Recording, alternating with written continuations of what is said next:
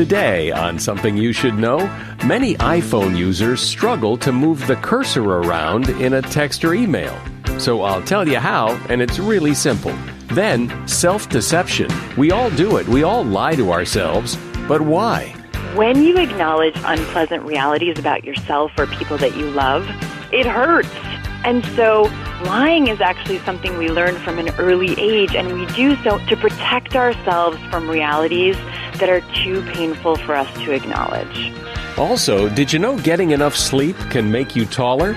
Plus, fascinating facts about the weather, like raindrops. They're not the shape you think they are.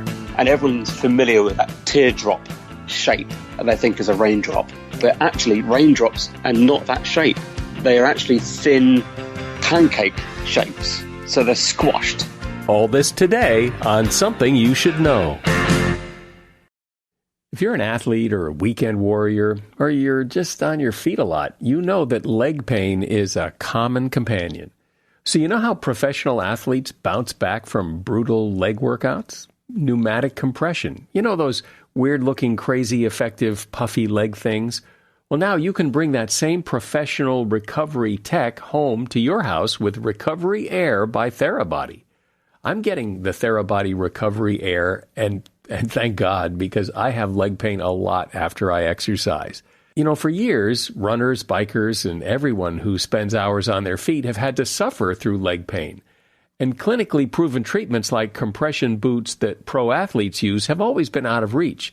But Recovery Air is groundbreaking pressure massage for everybody. With TheraBody's exclusive Fast Flush technology, Recovery Air helps to flush out metabolic waste more fully and helps bring back fresh blood to your legs so they feel great fast. And they are wireless for anywhere on-the-go use. In fact, next time I talk about this, I'll probably have them on and working.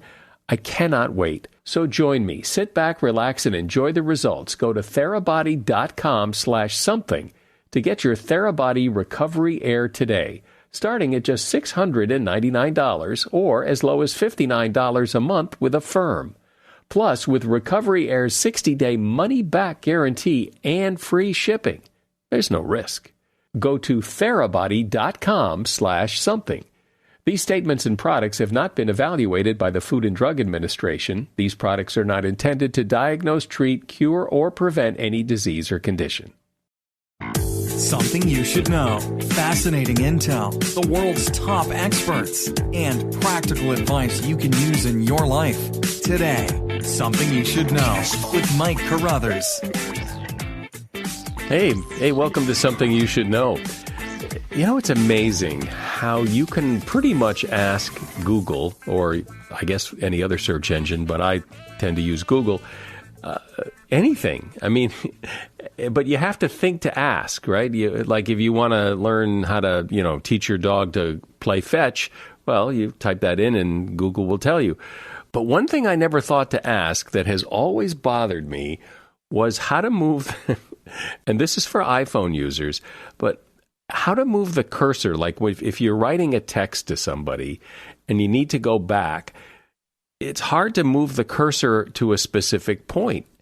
And I just figured it's just hard to do. You got to kind of tap it. And then I saw this video in my Facebook feed of how to move the cursor. And one of the things they did was they asked a lot of people, do you know how to do this? And most people didn't know. So I'm assuming most people don't know that if you want to move the cursor in a text on your iPhone, you just hold the space bar down and then just slide your finger left, right, up, or down, and the cursor will move wherever you want. To me, it was like a revelation. I'd never seen that before. And so now I'm telling you, if you need to move the cursor on your iPhone in a text, you just hold the space bar down and just move it. And that is something you should know. We humans have this amazing ability to deceive ourselves in all sorts of ways. We can justify and rationalize and blame other people for things that happen in our life, but we're not so good at looking inward and seeing what our role is in the events of our lives. This self-deception that we all engage in comes at a pretty steep price. According to Dr. Courtney Warren, she's a board-certified clinical psychologist and speaker who did a really interesting TED Talk on the psychology of self-deception. Hey, Courtney, welcome. Hi, it's so nice to be here. So you say we're all masters of self-deception, so explain what it is you mean by that and why you think it's so. One thing that became really clear to me in my own personal life, in watching my family dynamics, and in working with patients was that people really got stuck a lot. And they got stuck in large part because they were not able to acknowledge the truth to themselves about who they really were and how they were contributing to dysfunction in their life. And so I became interested in this idea of self-deception and honesty really by observing how people behave, and that, in essence, my best way of helping people evolve was by getting them to look in the mirror. And until they could look in the mirror, they really weren't going to change. Why do you suppose that is? Why is it so hard to look in the mirror, to look inward? It must serve some purpose. Very, very self-serving for all of us, because when you acknowledge unpleasant realities about yourself or people that you love, it hurts. It's painful. It's uncomfortable. And so from a developmental perspective, lying is actually something we learn from an early age, and we do so in many ways to protect ourselves from realities that are too painful for us to acknowledge. And so it does serve a very, very important function. The problem is that it also comes with great cost over time if you aren't able to make choices based in reality. So give me an example, just a real simple example of this in real life. One thing that I see a lot in couples and in individuals who are dating is that they'll have an emotional reaction to their partner. And the first thing they want to do is point the finger at their partner and tell me what's wrong with their partner. They'll say, Dr. Warren, he did this to me, she did this to me, he's like this, she is like this. And what happens in those situations, me as the therapist, is that I want you to pause.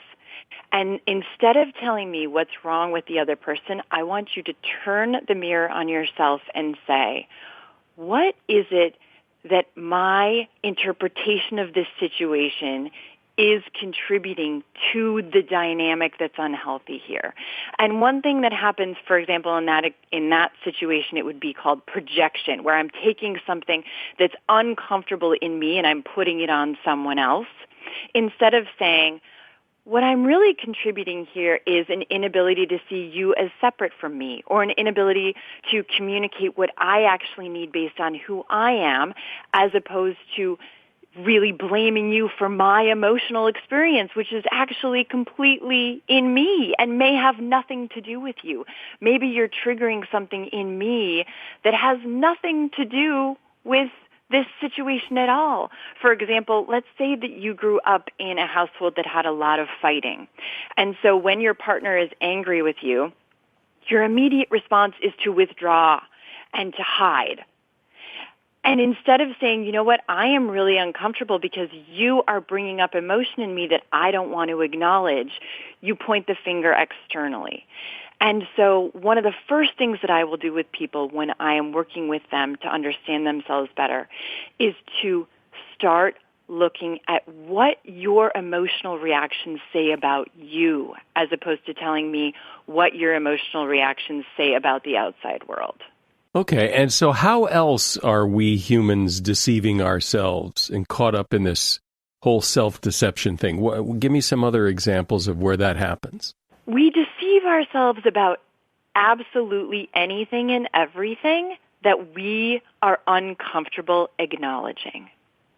So, for example, some of the psychological tools that we use to protect ourselves from unpleasant truths include things like denial. It is not true. I am not that way. I'm not jealous. I'm not pathologically uncomfortable with my own value. Yet if I look at our behavior, oftentimes we're acting in ways that indicates we're very jealous, like checking other people's emails or following people home from work to see if they are where they're supposed to be. Projection is taking an undesirable aspect of ourselves and ascribing it to someone else, saying, you're like that, but not me. You will take it out through something called displacement, where you'll take emotional experiences that are really hard for you, and instead of acknowledging them in the context that they're occurring, you will take them out on objects or situations or people that have less power. So this would be the idea of you're really mad, you come home and you kick your dog, as opposed to saying why you're actually angry about something. Rationalization, explaining a reason that we are undesirably a version of ourselves. I didn't take responsibility for this because of this, thereby trying to make myself feel better about it. I didn't turn my homework in on time because I ran out of time and it really wasn't a priority.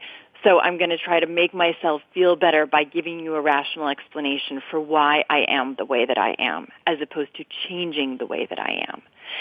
So cognitively, we have myriad ways that we try to distort or manipulate reality to make ourselves feel better.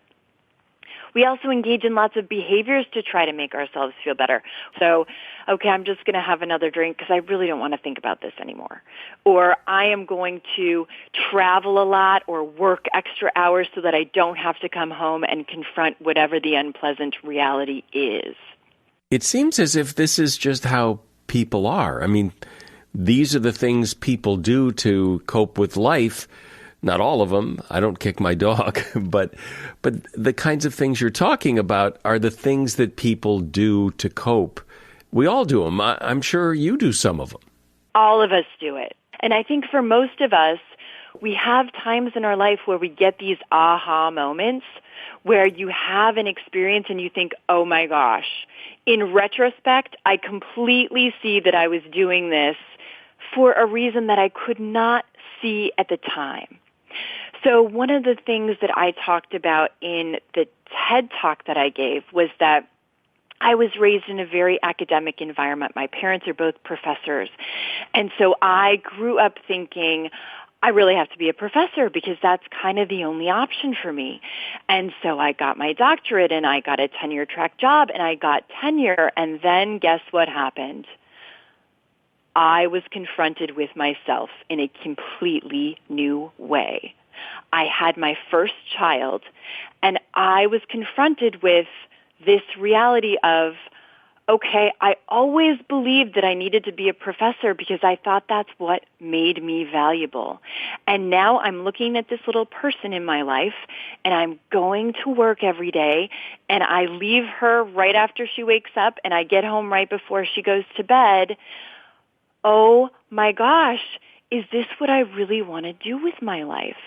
And as I started asking myself those questions, I was confronted with a barrage of self-deception around why I pursued academia and what it meant for my identity and why it mattered so much. And the beautiful thing about trying to engage in self-honesty is that the more honest you are with yourself, the more power you have to make different choices. And that is the journey of life. And in doing so, it required that I confront all kinds of insecurities that I had about what my value would be based on moving forward. It required taking risks around finances, around time, around how I was going to create a new career, which I really didn't know what would look like. And yet, that was the best choice I could make because I knew in my gut and in my head that if I had stayed in academia, I would be doing it for the wrong reasons. Doesn't it also seem possible that you could have made this other choice and looked at that and gone, well, this wasn't right either. I mean, I chose this for all the wrong reasons. Sure. There's actually no security in any choice There's no security. But the best way to make a choice, I would argue very strongly, is for you to try to look inside and figure out who you are and why you're making the choices you are. And make those choices based on the most accurate information that you have at the time. So that if you decide it was the wrong choice in the future, you will not have regret over the choice that you chose, over the choice that you made, because you made it with as much information as you could possibly have had at the time. The biggest regrets people have in their life that I see that lead them to a great deal of pain and psychological strife are the choices they knew they should have made or the risks they knew they should have taken but weren't willing to. Those are the regrets that will eat you alive because there's no way for you to go back in time and change your choices.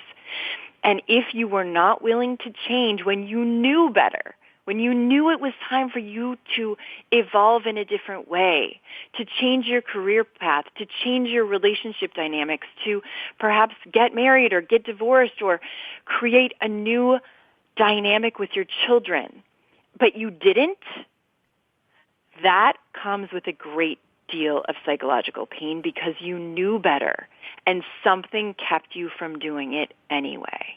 We're talking about self-deception and the price we pay for deceiving ourselves. My guest is Dr. Courtney Warren. She is a board-certified clinical psychologist. You're sitting in the parking lot, hyping yourself up to head inside Sheetz for a snack run. But there's a line for the counter, a long one, and you start to think, well, what if I run into someone I know and I have to make small talk about the weather or their pets or explain why I didn't respond to the Facebook event for their kids' candle sale? Take a breath. This is a solo mission. You can speed shop, scan, and pay in peace using SheetzGo on the Sheetz app. Just open the app, scan your snacks, then tap your payment method, and after that, walk out like you were never even there. This episode is brought to you by HP. When you're working apart from your team, feeling connected can be a challenge. Presenting HP Presence, a more thoughtful, human collaboration technology.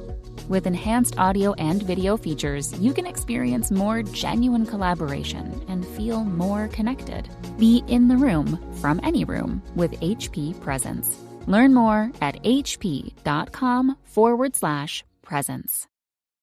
So, Courtney, making the kinds of decisions that you're talking about doesn't happen in a vacuum. When you make a decision like you're talking about, that affects a lot of other things in your life. And so it may be impossible to make that decision, or making it may screw things up so badly that you're just better off staying where you are. Well, it's easier to leave it the way it is. People don't like change because it's unknown and it's scary and there's no guarantee, and I can't give you any security that the newness is going to work. So change is incredibly hard. In fact, some people that I work with are absolutely miserable and they still won't change. And that's a really hard thing to watch. But what I will tell you is that the biggest predictor of therapeutic change is misery. You change, we all change, people change when they're so uncomfortable with their present life that they cannot afford to stay the same. If you know that you are in a job or in a relationship that is not fulfilling to you because you're afraid that the unknown is potentially scary, you're just going to stay in a pretty mediocre place. And you will probably stay stuck there, even if you're miserable, for a long time, unless the universe gives you kind of a kick in the butt and says, you know what, I hope you look at this because I'd like you to do something differently, because you will feel better, because you can create the life that you want to live. That's a very existential psychology idea, that you are who you choose to be. People in this world experience all kinds of hardships. miserable experiences. I treat people who have lived through horrendous life experiences. And the reality is, I am not going to let you live there because it doesn't serve you well. That doesn't mean that what happened to you is okay. It doesn't mean that life is easy. What it means is you're going to encounter hardships in your life, and you're going to encounter moments where you really have to get honest with yourself about who you are and how you got here. And in the face of those hardships, you still are responsible for the choices that you make. So let's try to make choices that lead you to have the least regret and the most fulfillment possible for you. Well, it does seem very human that it takes some big catastrophe. I mean, even on simple things, people stop smoking when they hear they've got cancer. Then it's easy. There's always those choices that we could make that are easy not to make until some big disaster happens, and then they're a lot easier to make. True. Because when the disaster happens, again, you can't afford to stay the same, right? Because either your health is going to suffer in an obvious way or your emotional health is going to suffer in an obvious way. And I would still argue that on a daily basis, living the most conscious life you can is the best way to create the most fulfilling life for you. But so what does that mean, though? I mean, people hear that. It sounds very psychological. Right. Live the most conscious way. So how would I, if I were to do that tomorrow, how would that look differently than when I didn't do it today? What does that mean on a very practical level? To begin with, it means that your intention is to be as self-aware as possible. So the first step in this would be for you to enter into each day saying, I want to be an objective observer of myself today so that I can see in the most honest way possible, the most honest way that I'm capable of seeing myself and the way that I exist in the world. I want to know what I'm thinking, how I'm feeling, where I'm reactive. I want to explore who I am in this daily life. And as I become more and more self-aware, I now want to make choices based on the information that I learn. And as I learn, I'm going to make choices that leave me with the most fulfilling life I can create for myself. I'm not willing to sleepwalk through life. I want to be a conscious human being means I am not just going to go through the motions. I am going to deliberately try to understand myself and those around me and my world. As I go through this life, I'm going to observe and notice, and as I learn, I am going to change. And I am going to do that every day of my life. And it is not easy. It's incredibly hard. But it is the only way for you to develop empowerment. And what do you do, though? Because when I hear you say that, it sounds as if we're moving towards perfection, which no one will ever get to. And so what happens at those times when you don't do that? You give in to temptation, you indulge your dark side, you do something that isn't what you're talking about. It's the antithesis of that. And then you think, screw it. Yep, we're all going to go there at some point. This is the, stereotypical, I'm 90 days sober and I walked by the bar today and I couldn't stop myself from going in because I had an argument with my spouse, and I'm going to give you 100 rationalizations as to why it was okay for me to have a drink today, and I'm angry at the world, and I had a horrible childhood and I was abused, and so I'm going to drink, or I'm going to binge eat, or I'm going to yell at my kid, or I'm going to justify an non-ideal version of myself. What I would say is pause. If you're having a moment where you see that you are not being your best self, whatever that looks like for you, I want you to pause.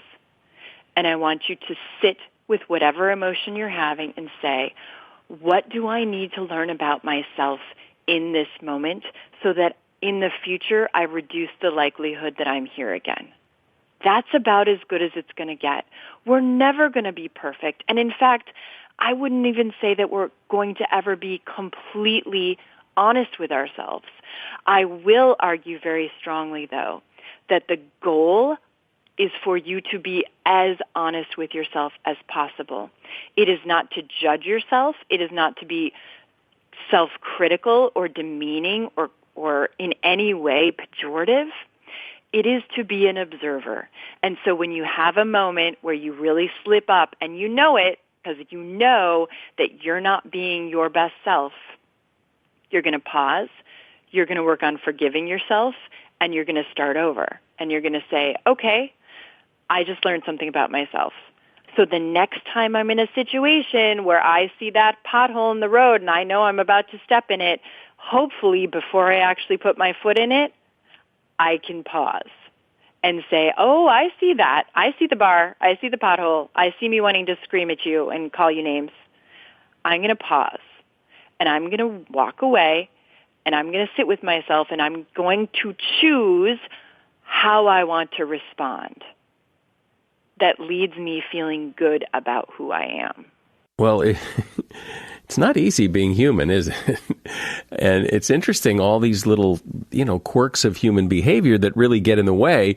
And it's good to pull the covers off and take a look at them the way you just did to get a better sense of how we deceive ourselves and what we can do to stop doing it.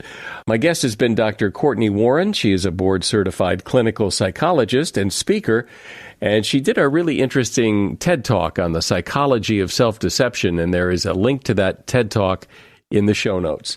Thank you, Courtney. Thanks, Mike. It's been a pleasure. Every time I find a new podcast that I really like, it feels sort of like I've made a new friend. You know what I mean? And I think you'll have that same experience when you listen to The Jordan Harbinger Show. Each episode of The Jordan Harbinger Show is a conversation with a different, fascinating guest. In one episode, Jordan talks with a hostage negotiator from the FBI who offers techniques on how to get people to like and trust you. Another episode tells the story of a cinematographer who discovered a lost city in the jungle and made one of the most important archaeological finds of the century. This podcast is just packed with really cool, interesting stuff. Jordan had on journalist Danny Gold, who covers organized crime, and that was a fascinating conversation. And he had on Amanda Catarzi talking about growing up in a cult. Jordan's a great interviewer, and he's really good at pulling out useful, practical insights. I'm definitely a fan, and I've gotten to know Jordan personally. He's just a great guy. Jordan's show, which Apple named one of its best of 2018, is aimed at making you a better informed, more critical thinker, so you can get a sense of how the world really works. Give it a test drive. Just listen to an episode, and you'll see what I'm talking about. Just search for The Jordan Harbinger Show. That's Harbinger.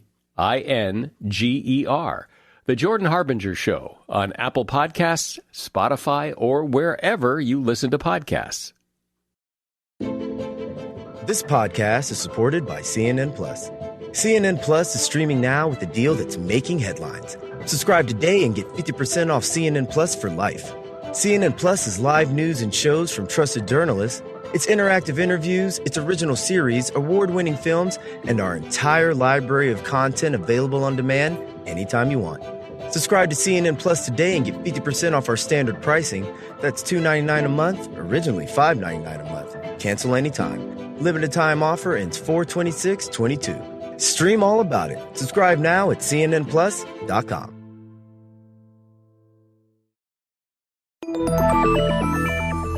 I've always been fascinated by how much the weather dominates our lives. So much of what we do or don't do, or what we wear, where we go, it's all dictated, at least in part, by the weather. And then there are also those catastrophic weather events we have no control over that can devastate people's lives. And really, there isn't much we can do to control the weather, but we can try to understand it a little better. And here to help do that is Simon King. Simon is a meteorologist and very popular weather presenter for the BBC in England, and he is author of the book, What Does Rain Smell Like? Hi, Simon. Welcome to Something You Should Know. Thanks very much indeed, Mike. Thanks for having me. There's so much to weather. Let's start with, what is it about weather, if there is one thing? What is it that really fascinates you? What's the one thing that really, man, this is amazing? I've been fascinated with the weather since I was, 10, 11, 12 years old. It was the Great Storm of 1987. And if you're not familiar with it, it was a big, powerful storm that affected southern England. There was a very famous weather presenter at the time called Michael Fish. And he, on TV, he said, you may have heard there's a hurricane on the way. If you're listening, don't worry, there's not, but it will turn very windy overnight. And then the next morning, we had hurricane force winds, massive amount of destruction. Something like 15 million trees were destroyed across southern England. So obviously his words the night before made it sound like he got it completely wrong, because there were hurricane force winds. And a lot of people said, well, you had a hurricane, but you can't actually get hurricanes in the UK. So he was kind of factually correct, but it all went a bit wrong. So I remember that forecast so well. I remember being in my bedroom listening to the wind and the destruction going on outside. And that's what really got me fascinated with the weather. So it's the power of the weather, I think, that really gets me the most. So what do you mean you can't have hurricanes in the UK? Why not? For a hurricane to form, you need to have a certain number of conditions. One of the big ones is sea surface temperature, where the sea surface temperature is going to be above 26 degrees Celsius. So in the mid-Atlantic and towards the United States, the Gulf of Mexico, that's where you get those sea surface temperatures above that. Now, hurricanes can move across the North Atlantic and towards the UK, but what will happen is that they tend to then decay because they go into cooler waters. So the waters around the UK are not above 26 degrees Celsius. So you can have ex-hurricanes affecting the UK, and you can have hurricane force winds, where the wind speed will be above 74 miles an hour. But in essence, it will not itself be a hurricane. Oh, just because it doesn't fit the textbook definition of what a hurricane, it still does all the damage. It just isn't called. It's absolutely, yes. So I, like you, am fascinated by the weather and have always been, and it amazes me how much the weather controls our life, and we kind of just take it for granted that, you have to check the weather. Are we going to need a sweater today? Are we going to not? Up to, like you had, a hurricane event that really affects your life. And is there any sense that we will ever be able to control any of this, or are we just observers and victims of it? Well, that's really interesting, and that's weather modification, and that's something that's happened in the States before. Cloud seeding happens in the United States. It happens in the United Arab Emirates. In fact, it happens in over 50 countries across the world. Now, the science of it is, in theory, quite sound, in that you can increase the number of cloud condensation nuclei within the cloud, and that means that basically there's more little seeds for water droplets to form and make rain. But in practice, it's very difficult to tell whether it works or not. So there's a lot of research that still goes into it, but there are places like the United Arab Emirates investing millions of dollars into this kind of technology to try and make it rain more. Since the title of your book is What Does Rain Smell Like? What does rain smell like? Yeah, well, everyone I think will know it. It's that wonderful smell, especially after a dry period. And then you get the first drops of rain, and then there's this sweet smell that comes from the ground. And it's just, I just absolutely love that smell. I can smell it right now just talking about it. And that is actually called petrichor. So that's the name of the smell of rain, petrichor. What's going on is that the water droplets are falling to earth, and as they hit the surface, if you think about a champagne glass and the bubbles coming up from the top of the champagne glass, or if you've ever seen a slow motion video of a raindrop going into a pond, it goes in, it comes back out, and it splashes back up. So you have all these other water droplets that come back out up into the air. So when a water droplet falls on the ground, it disrupts all these molecules and bits of dirt and rock, and the technical term is geosmin, which is a kind of a molecule in soil and rock. And when that gets disrupted, it's released into the air. And it's the combination of that and combination of tarmac smells, such as petrol and diesel and all sorts of different things that go in there. And it gets released up into the atmosphere, and that's what we can smell. And so when it does rain and the water falls from the sky, why does it come down in drops over time as opposed to just come down like a big bucket full of water? All at once, yeah. Well, so if you think about a cloud, okay, so within this cloud that's floating up in the atmosphere, it's got millions, trillions of water droplets inside it. So the actual cloud itself is quite heavy. It's the size of, a typical cumulus cloud is the size of about 100 elephants. Now, the reason why that's all staying up there is because you've got updrafts. So wind from the surface is rising up through the atmosphere, and it's kind of keeping that cloud buoyant in the sky. Now, when you get water droplets bouncing and bashing together, they grow bigger and bigger and bigger. And then once they get so big, they start to defy these updrafts that are keeping them up in the cloud. So they'll start to fall.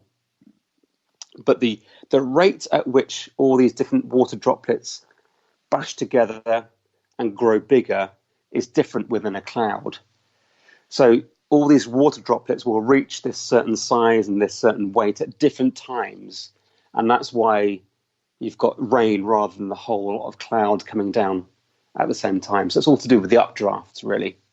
Is it true that rain typically starts as snow or something frozen and then it thaws on its way down, or not?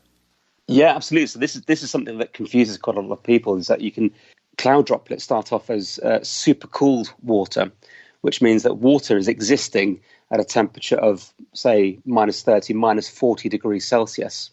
You'd think in the real world, well, that would just freeze. That would be ice, wouldn't it? But actually it can sustain itself as liquid at that temperature if it's pure water. And what I mean by that is that if it hasn't got a bit of pollen, a bit of dust, soot, a bit of sand, something that would set off the ice nucleation. You're right that as it starts to fall out of the sky, then it will be either ice or snow. And then as it comes further down the atmosphere, or as it goes into warmer layers, and then it will just melt into water. What causes the wind to blow? Wow, that's a big question, and that kind of stems all the way back to the sun. And that's driving a lot of heat towards the Earth. Now, the heat isn't evenly distributed across the Earth, okay, because we're tilted. It means that the equator gets hotter than the poles. Now, we know that because we've got ice caps in the poles, and it's hot on the equator.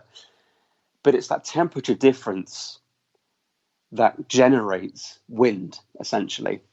So you've got the equator getting hotter, and what that tends to do is as you heat the ground, you start to then get air rising out from the equator up into the atmosphere. It cools, and then because of the Coriolis effect, the air will start to then go towards the poles, where it will then go back down to the Earth's surface. And then another cycle will happen, another circle. So those are the cells. That's what we call the Hadley cell, the Ferrel cell, and the polar cell. And then it's within these that you can get the jet streams, another big wind that forms high up in the atmosphere.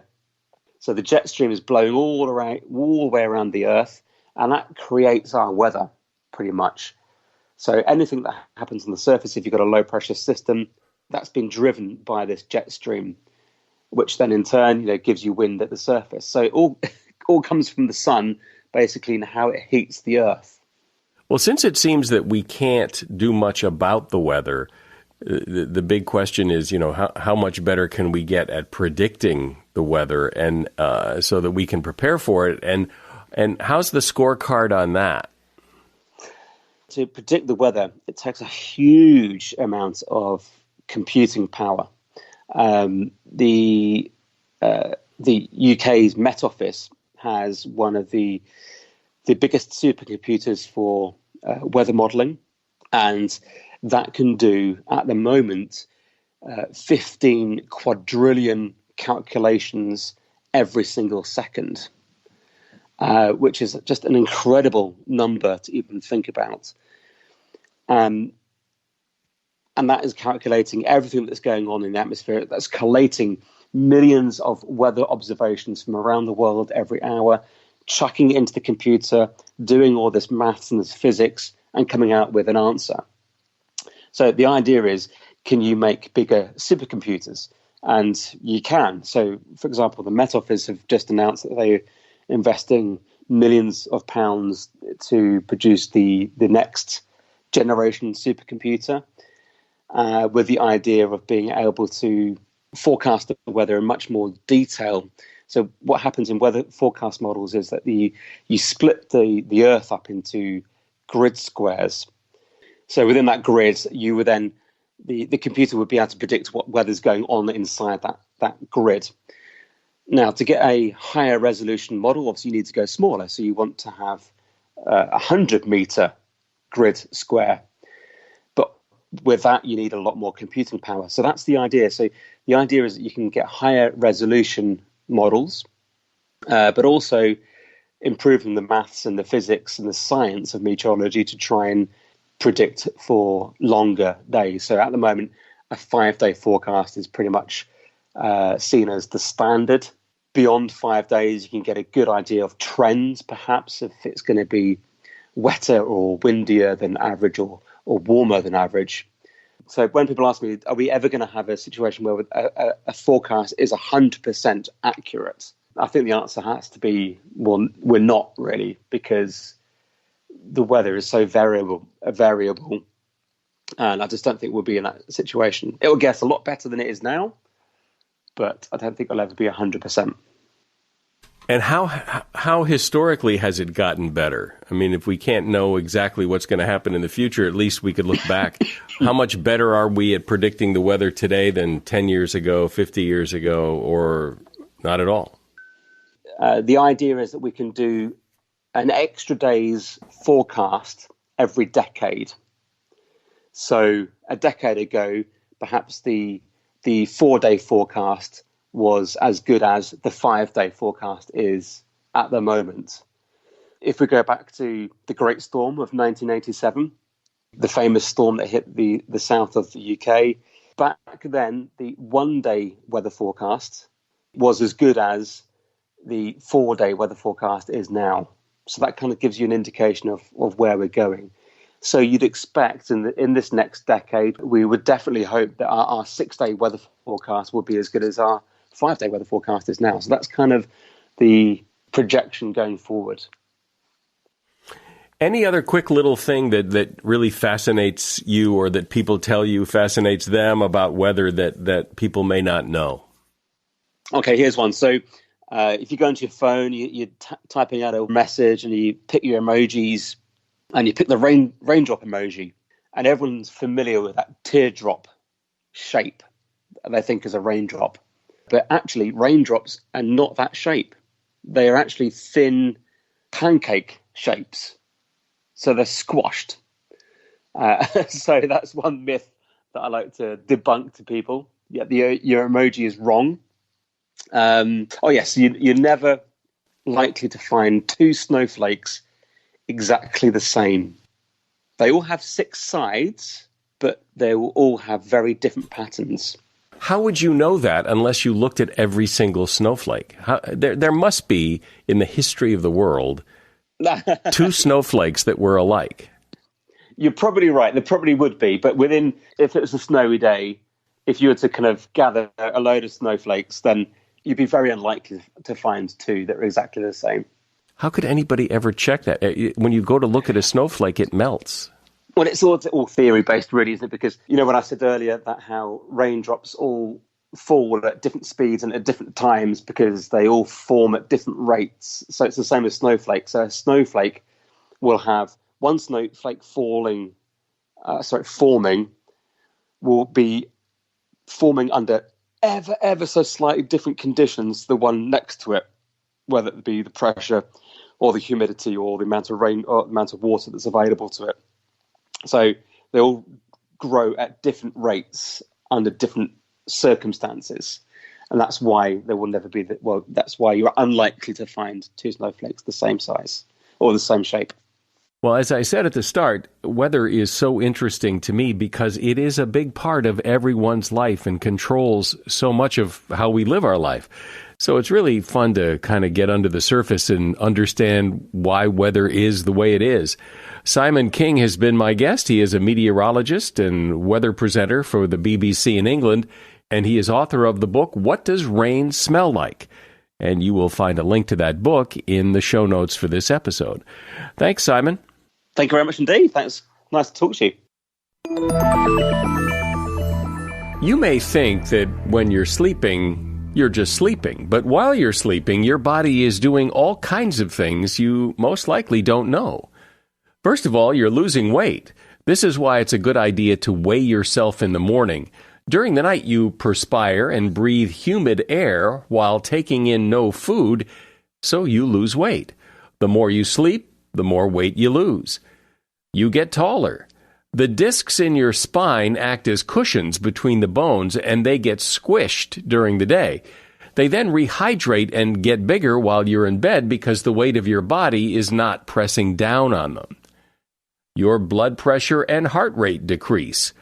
Blood pressure needs to dip at night so your cardiac muscle and circulatory system have time to relax and repair itself. Your muscles are temporarily paralyzed. It may sound scary, but that's actually what keeps you from acting out your dreams. You may have a full body spasm. I think I've had that while I'm sleeping. 70% of people experience that, and science is not sure what it is or why it happens. And that is something you should know. And now that the program is over, feel free to take a few minutes and leave a review of what you just heard. You can leave a review on Apple Podcasts or wherever you listen. I'm Mike Carruthers. Thanks for listening today to Something You Should Know. You loved Lala Kent on Vanderpump Rules. Now get to know her on Give Them Lala. Lala with her assistant Jess. I get an interaction hangover. Lala, you're an extroverted introvert. Wait, is that what it is? So people would probably assume you're an extrovert because when you're out, you're social and this and that, but like it takes a toll on you. It did. Yeah. That's a real thing. You get like physically exhausted. My body hurt. Yeah. Give Them Lala. Listen wherever you get your podcasts.